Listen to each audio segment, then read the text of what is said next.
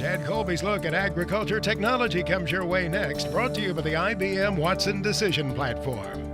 Combining AI with Internet of Things data to help agribusiness increase yields, improve quality, and drive sustainability. Well, our friend Chad Colby sent in a tech segment for this week. Max, have you seen it yet? Yeah, it'll surprise you. He's talking about unmanned aircraft. Oh, those drones have come a long way, to be sure. Here's the latest one Chad is looking at this week. The topic of sprayer drones has been one that has been kind of on everybody's mind because of the obvious. Joining me on the show this week is one of the owners of FlyingAG. They're a Midwest-based company that specializes in drones for agriculture. This is the DJI T40, the latest version of their spraying drones. They're continuing to get larger. This one will hold 10.5 gallons.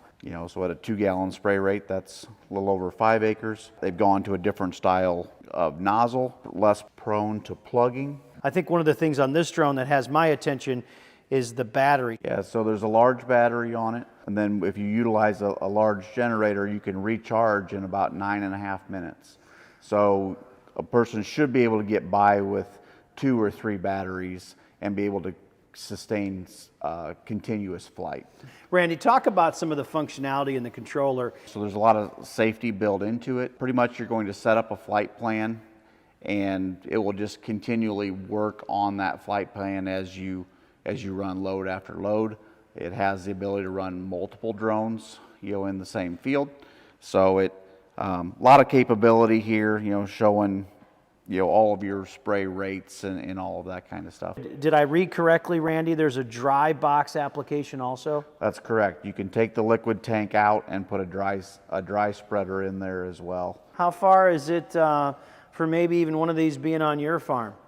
We're hoping to do some testing at least with it this summer and see what that scale up looks like. Any other features of this drone you want to talk about? I know it looks like a LiDAR sensor in the front. It's got a first-person camera. Yeah, so there's lights up front.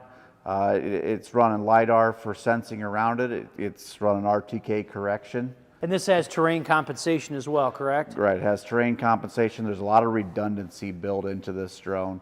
Randy, you've been around the drone space for a long time. It's still got to shake your head when you see things like this. Years ago, things were changing very rapidly, and this is the same type of thing.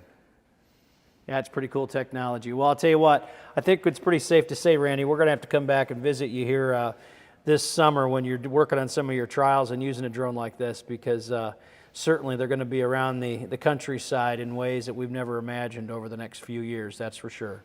Every week, Chad briefs us on the advances he's seeing in agriculture, and they are coming so fast.